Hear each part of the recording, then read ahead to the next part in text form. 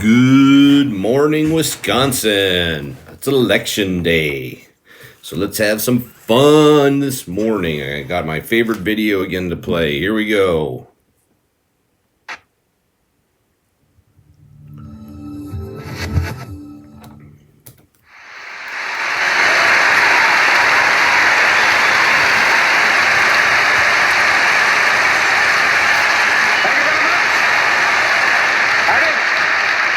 I'm the one that they're singing about. Yeah, I'm the Stars and Stripes forever. Star Spangled Banner. You can call me Old Glory, but let's just keep it simple. Just call me Flag. Oh, say, can you see? Okay. A little flag humor. Well, you probably don't recognize me. You say, who is that, Evel Knievel? No way. Yeah, you see, you can't recognize me because I'm in my birthday suit, yes. I'm wearing the original 13 here. Yeah. I remember Miss Betsy sitting there going, oh, this could be the start of something big. Whoa. Oh, Tom, don't be a pain. yes. I was born June 14th, 1777. That makes me a Gemini.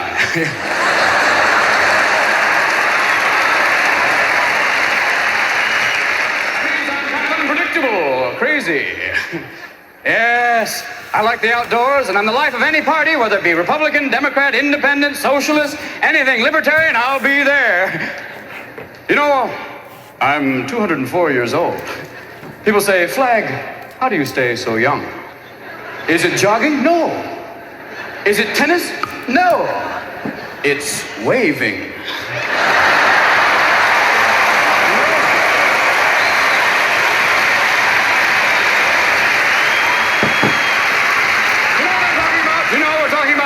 Billowing, furling, and unfurling. Richard Simmons, eat your heart out. Yeah, but it hasn't always been easy for me, though. I had a tough puberty. Yeah, war, famine, invasion. And 1861, well, I had a little skin problem that broke out into 34 stars. But now, well, little patience, and look what we got now. Look at this. Hold on here. Ha-ha! Ha-ha! Everybody's on here. Look at this. Alaska. Hawaii. Yeah, we got your Tennessee. How are you doing today? Here's Vermont. You can't get there from here. Oh, and there's California. For sure, totally. Like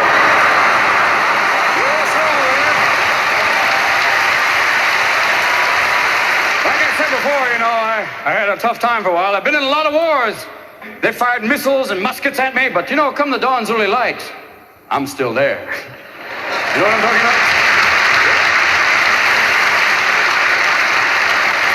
You know, I've been made into everything from designer jeans to t-shirts, and I've even been a cape for Mick Jagger. Well, all right. The rocket's red glare, well, all right. But people haven't always been respectful to me. Sometimes it's been tough. There have been some people try and spit on me, trample me, burn me. Foreigners and occasionally some Americans too, but I don't let it get me down because I'm not a stay-at-home kind of flag. You know, I've been to Europe. I've been to both North and South Pole. I was at Iwo Jima. Recently, I've even been to the moon.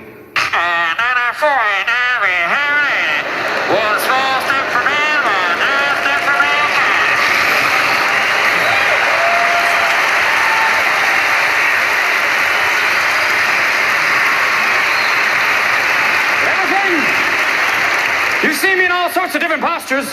When I'm like this, that means everything is okay. When I'm upside down, well, put on your Mae West and hit the deck. But when I'm like this, well, that's not my favorite position because, well, that's half-mast. I don't mean to bum you out. I didn't come here to depress you. But I gotta tell you something honestly. I haven't been getting out much lately. I guess it's not very chic to put up the flag anymore, you know. Muffin and I have a flag, but we haven't found it for very long. Hey, but look at it this way. Don't look at it as saluting me. Look at it as saluting yourselves. You know, hey, I'm just a flag, a symbol. You're the people. If I may say so from here, long may you wave.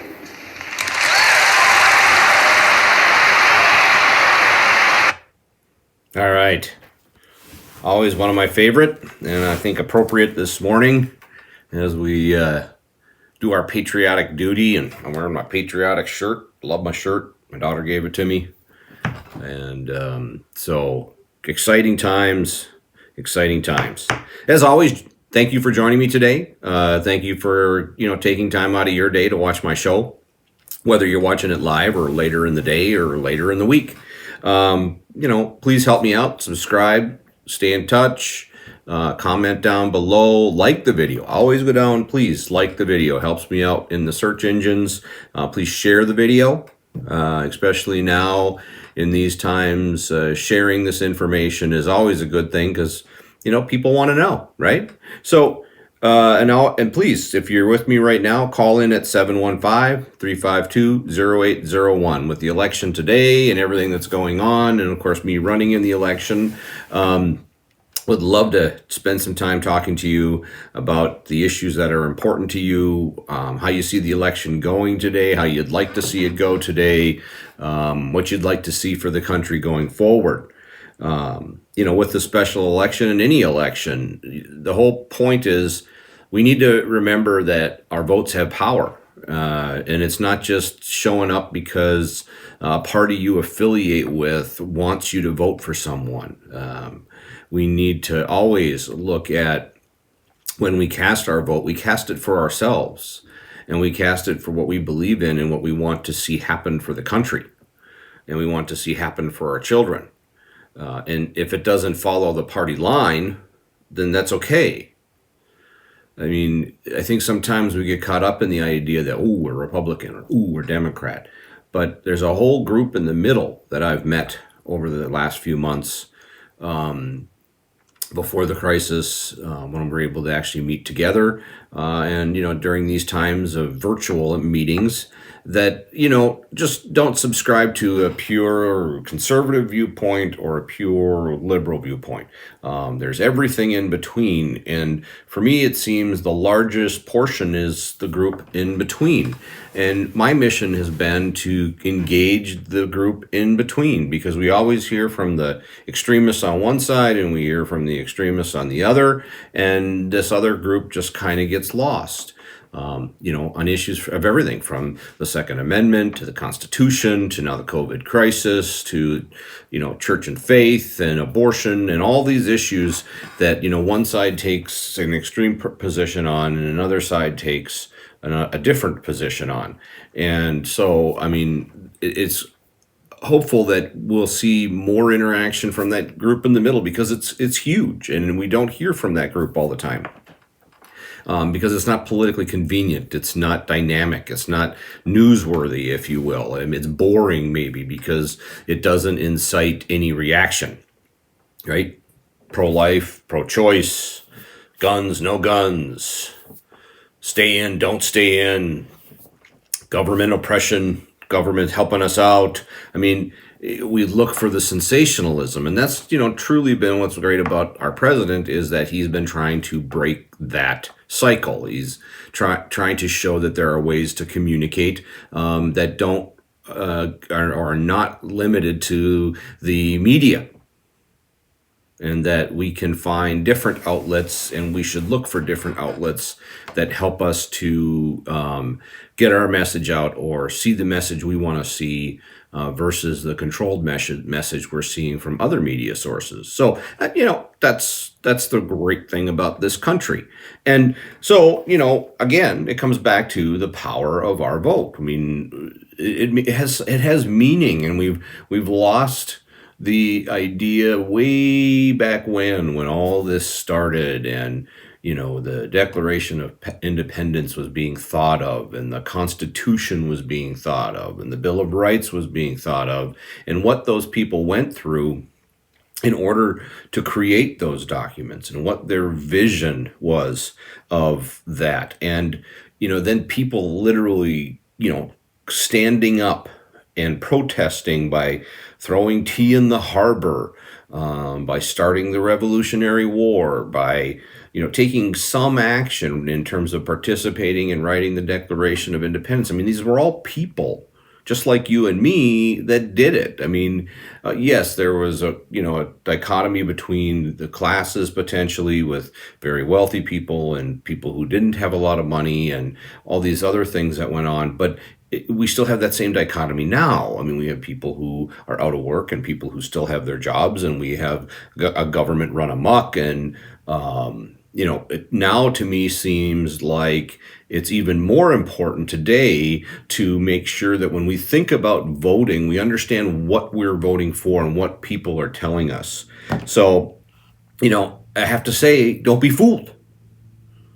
If you look at the message that's coming out of our two candidates running for office today, I'm really telling you, don't be fooled. I mean, it's important to understand what's happening here. The two candidates, Tiffany and Tricia Zunker, have solely been focused on the idea of getting donations and the ideas of getting votes today. That's their primary mission. While they've done this for the last 6 or 8 weeks, they've done nothing to help or to provide some kind of leadership. It doesn't matter whether it's right, wrong, or indifferent. It doesn't matter if you agree or disagree. What matters is that we're trying to elect people who are going to protect the Constitution. And that's a difficult thing to do.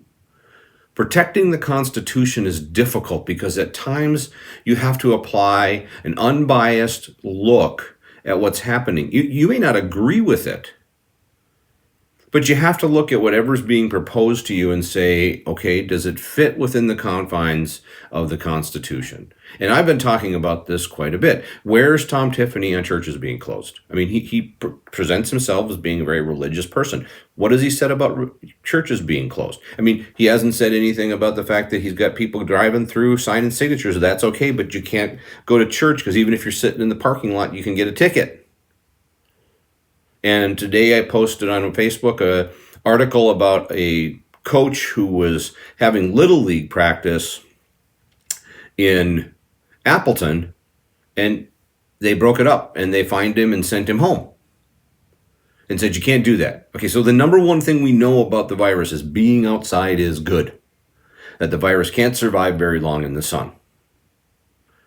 So being outside is good. Staying inside is bad. And it goes back again to choice. So you don't get both ways. You don't get to say, you got to stay at home. My God, stay at home. But hey, wait a minute. I need your signature. Get in your car, drive here, get in a line, and we're going to stand there and we're going to hand all this shit out.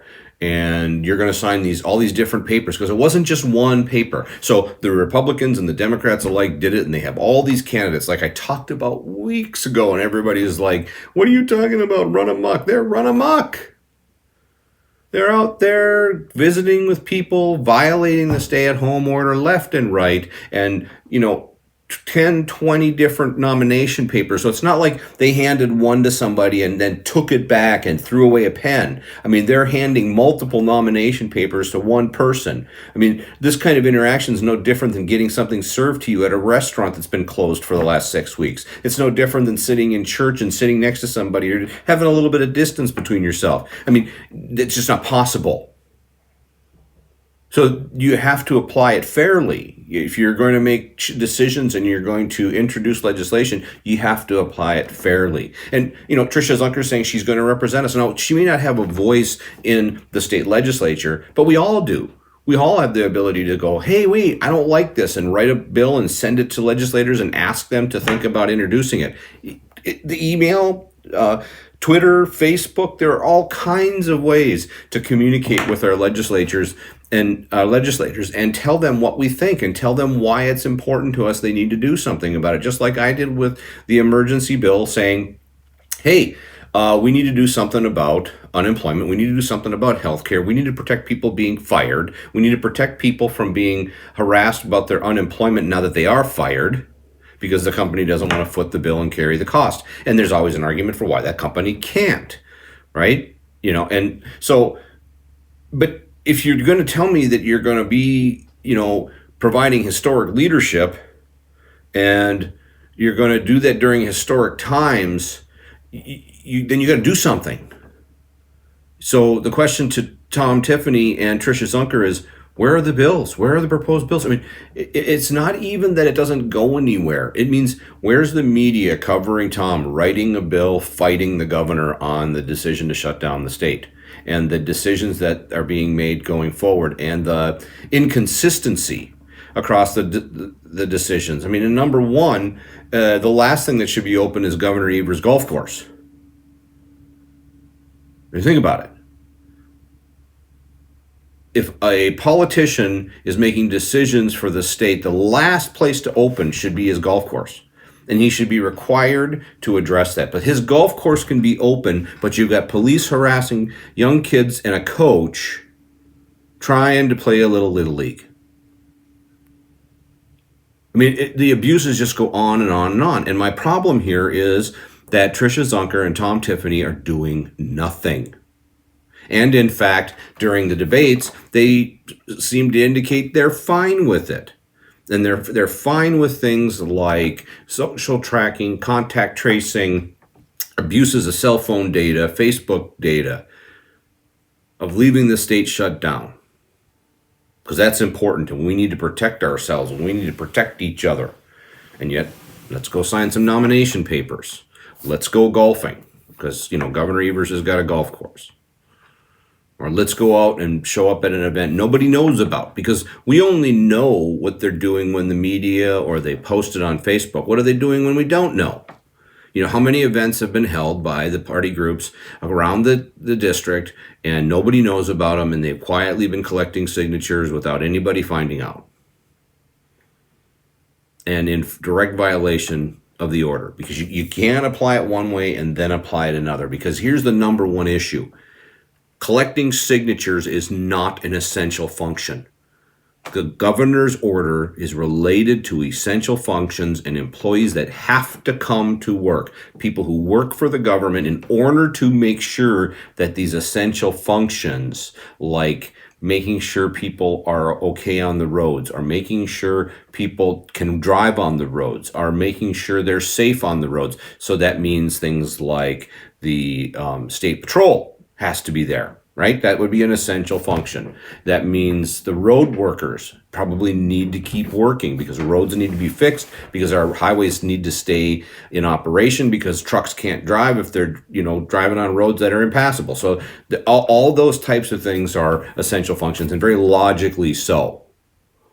But trying to make the argument that you have a stay-at-home order, but if you need to go get signatures, then of course those people can come and gather to do that, is ridiculous. And those are the kinds of answers I got from the Wisconsin Elections Committee, from Bob Culp, from other legislators and other people making comments, if it's important to them, then it just simply means they can do it. And you've seen it around the country. You've seen it on Tucker Carlson's show. You've seen it on Laura Ingram's show. You've seen it from Chris Cuomo. I mean, just on and on and on. The mayor of Chicago, I got to get a haircut. I'm out in the public eye, but you guys stay home and we're watching you. And if we find you, if you post you're having a party at your home with people who want to make a choice, we're coming to get you. And we're going to find you. I mean, this woman actually made the comment that the days of trying to gently educate people are over. We're watching you. Remember that. Even here. Because I asked the question about drones and nobody's answered that question yet. Where are the drones? What are they using them for? Who's watching them? Where's the media? The media is just rolling along. Yeah, well, it's, we don't need to do any investigation. It's COVID-19 day again. We don't need to look into anything. We don't need to look at what the abuses are. Who cares? Who cares? Well, I care.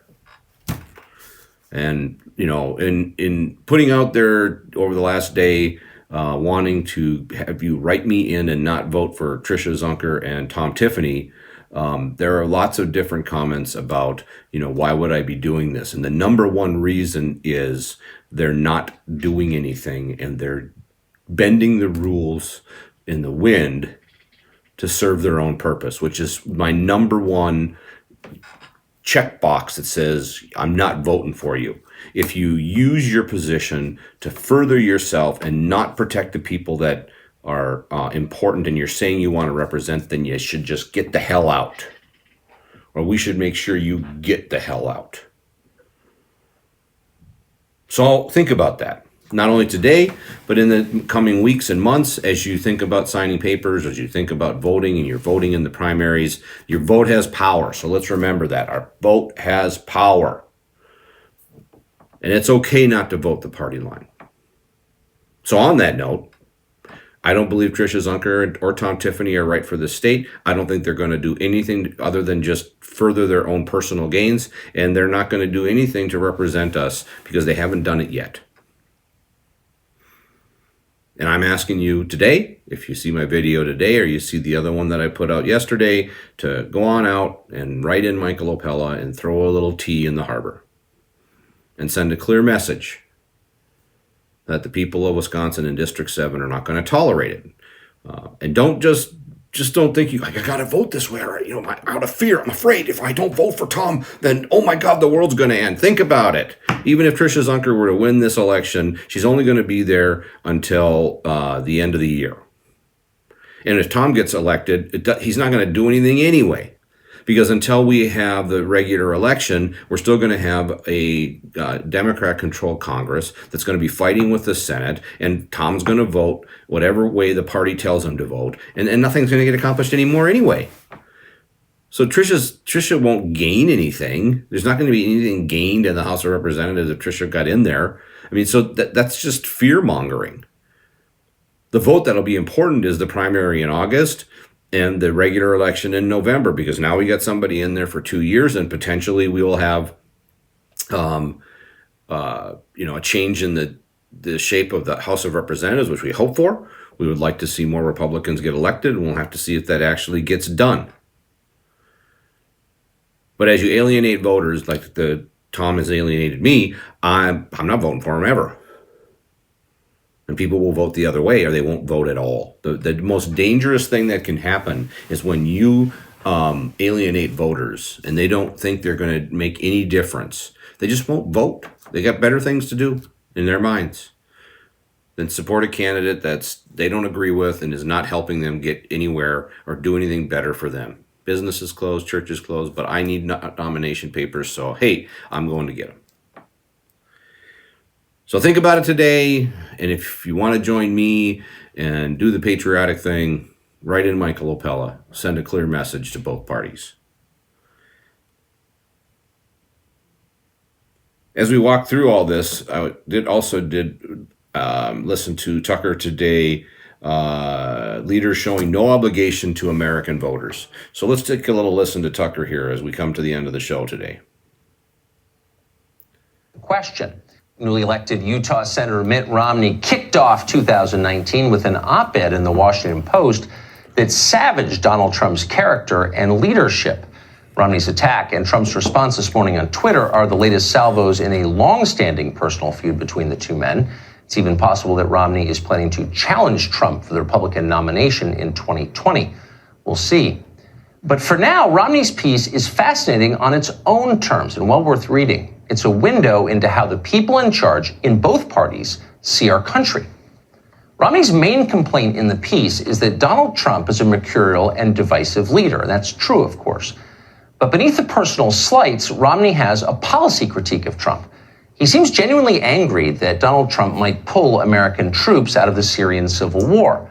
Romney doesn't explain how staying in Syria would benefit America. He doesn't appear to consider that a relevant question. More policing in the Middle East is always better. We know that. Virtually everyone in Washington agrees. Corporate tax cuts are also popular in Washington, and Romney is strongly on board with those too. His piece throws a rare compliment to Trump for cutting the corporate rate a year ago. That's not surprising. Romney spent the bulk of his business career at a firm called Bain Capital. Bain Capital all but invented what is now a familiar business strategy.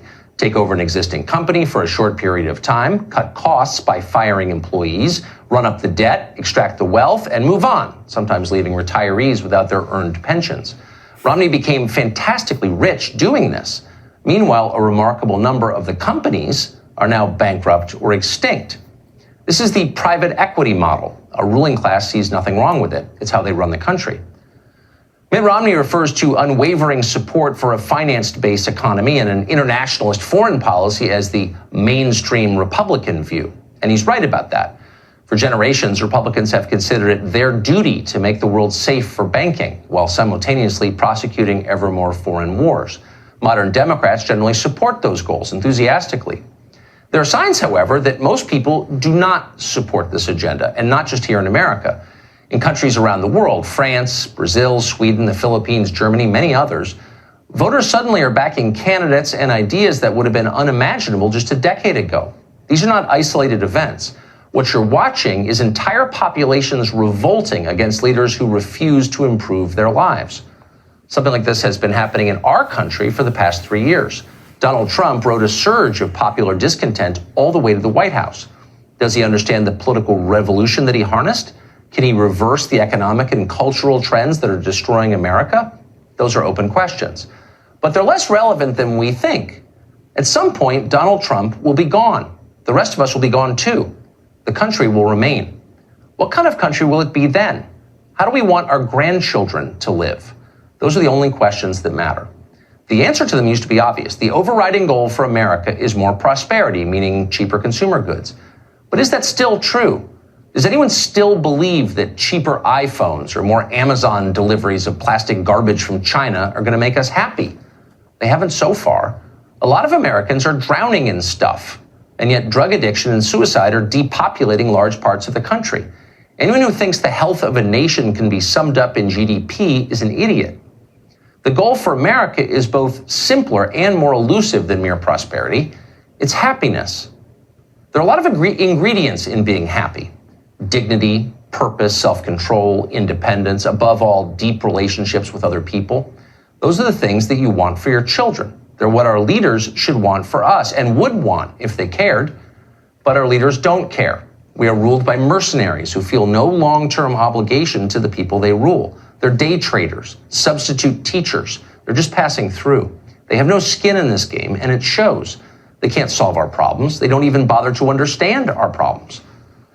One of the biggest lies our leaders tell us is that you can separate economics from everything else that matters. Economics is a topic for public debate. Family and faith and culture, meanwhile, those are personal matters.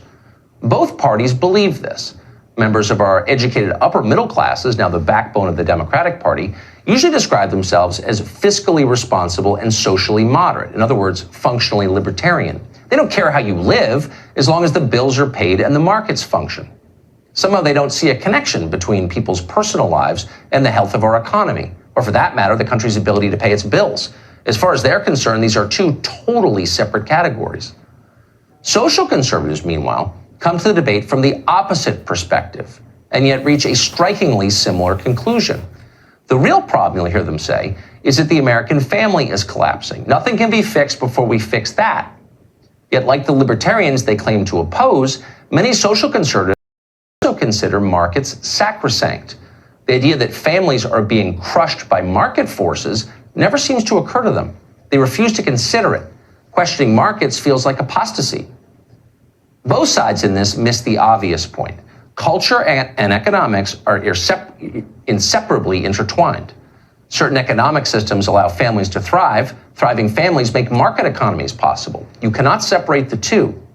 It used to be possible to deny this, but it's not anymore. The evidence is now overwhelming. How do we know? Consider the inner cities. 30 years ago, conservatives looked at Detroit and Newark and many other places, and they were horrified by what they saw. Conventional families had all but disappeared in poor neighborhoods. The majority of children were born out of wedlock. Single mothers were the rule. Crime and drugs and disorder became universal. What caused this nightmare? Well, liberals didn't even want to acknowledge the question. They were benefiting from the disaster in the form of reliable votes. Conservatives, though, had an explanation for inner city dysfunction, and it made sense. Big government. Decades of badly designed social programs had driven fathers from the home and created what conservatives called a culture of poverty that trapped people in generational decline. Well, there was truth in this, but it wasn't the whole story. How do we know? Well, because virtually the same thing has happened decades later to an entirely different population. In many ways, rural America now looks a lot like Detroit. This is striking because rural Americans wouldn't seem to have very much in common with anyone from the inner city. The groups have different cultures, different traditions, different political beliefs. Usually they have different skin colors. Rural people are white conservatives mostly. Yet the pathologies of modern rural America are familiar to anyone who visited downtown Baltimore in the 1980s. Stunning out-of-wedlock birth rates, high male unemployment, a terrifying drug epidemic. Two different worlds, similar outcomes. How did this happen? You'd think our ruling class would be deeply interested in knowing the answer, but mostly they're not. They don't have to be interested. It's easier to import foreign labor to take the place of native-born Americans who are slipping behind.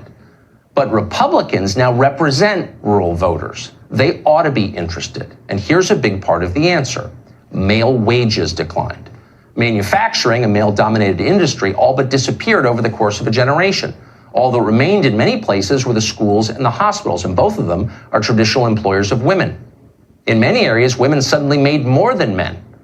Now, before you applaud that as a victory for feminism, consider some of the effects. Study after study has shown that when men make less than women, women generally don't want to marry them. Now, maybe they should want to marry them, but they don't. Over big populations, this causes a drop in marriage, a spike in out-of-wedlock births, and all the familiar disasters that inevitably follow. More drug and alcohol abuse, higher incarceration rates, fewer families formed in the next generation. This is not speculation. It's not propaganda from the evangelicals.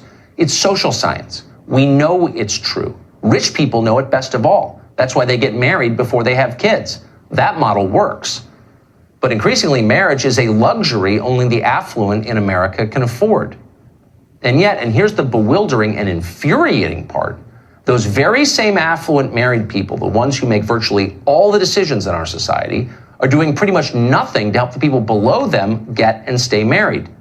Rich people are happy to fight malaria in Congo, but working to raise men's wages in Dayton or Detroit, that's crazy. This is negligence on a massive scale. Both parties ignore the crisis in marriage. Our mindless cultural leaders act like it's still 1961. And the biggest problem American families face is that sexism is preventing millions of housewives from becoming investment bankers or Facebook executives. For our ruling class, more investment banking is almost always the answer. They teach us it's more virtuous to devote your life to some soulless corporation than it is to raise your own kids. Sheryl Sandberg of Facebook wrote an entire book about this. Sandberg explained that our first duty is to shareholders above our own children. No surprise there. Sandberg herself is one of America's biggest shareholders. Propaganda like this has made her rich. What's remarkable is how the rest of us responded to it.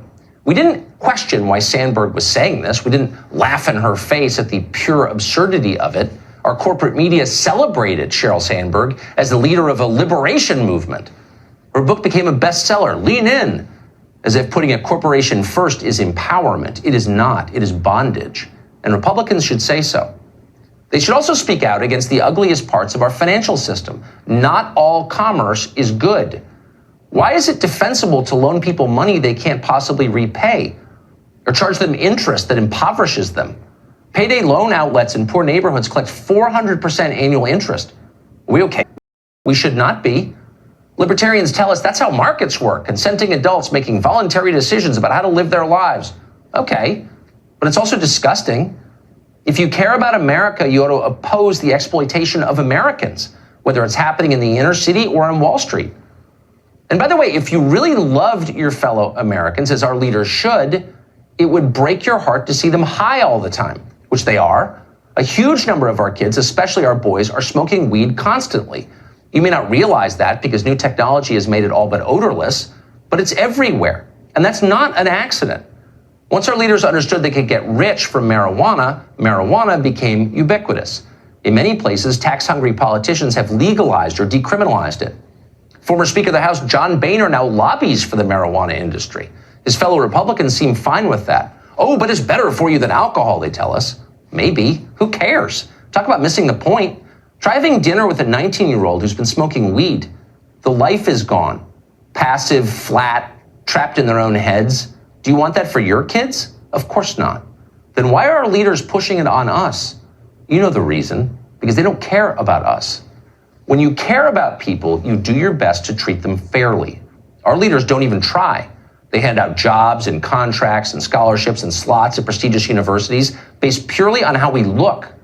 There's nothing less fair than that, though our tax code does come close. Under our current system, an American who works for a salary pays about twice the tax rate Now, someone who's living off inherited money, it doesn't work at all. We tax capital at half the rate we tax labor. It's a sweet deal if you work in finance, as many of our richest people do. In 2010, for example, Mitt Romney made about $22 million in investment income. He paid an effective federal tax rate of 14%. For normal upper middle class wage earners, the federal tax rate is nearly 40%. No wonder Mitt Romney supports the status quo. But for everyone else, it's infuriating. Our leaders rarely mention any of this. They tell us our multi-tiered tax code is based on the principles of the free market. Please. It's based on laws that the Congress passed, laws that companies lobbied for in order to increase their economic advantage. And it worked well for those people. They did increase their economic advantage. But for everyone else, there was a big cost. Unfairness is profoundly divisive. When you favor one child over another, your kids don't hate you, they hate each other.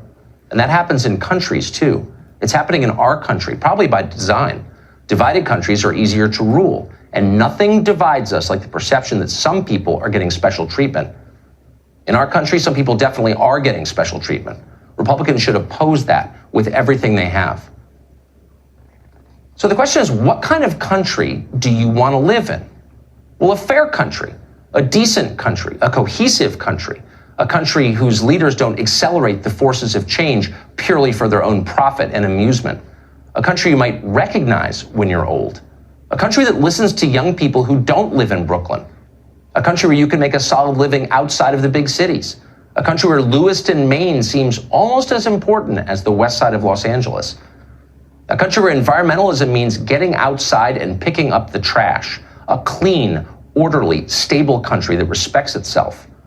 And above all, a country where normal people with an average education who grew up no place special can get married and have happy kids and repeat unto the generations.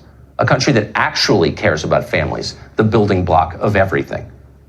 What will it take to get a country like that? Leaders who want it. For now, those leaders will have to be Republicans. There's no option at this point. But first, Republican leaders will have to acknowledge that market capitalism is not a religion. Market capitalism is a tool, like a staple gun or a toaster. You'd have to be a fool to worship it. Our system was created by human beings for the benefit of human beings. We do not exist to serve markets, just the opposite. Any economic system that weakens and destroys families is not worth having. A system like that is the enemy of a healthy society.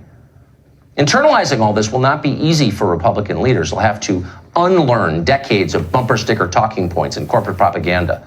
They'll likely lose donors in the process. They'll be criticized. Libertarians are certain to call any deviation from market fundamentalism a form of socialism.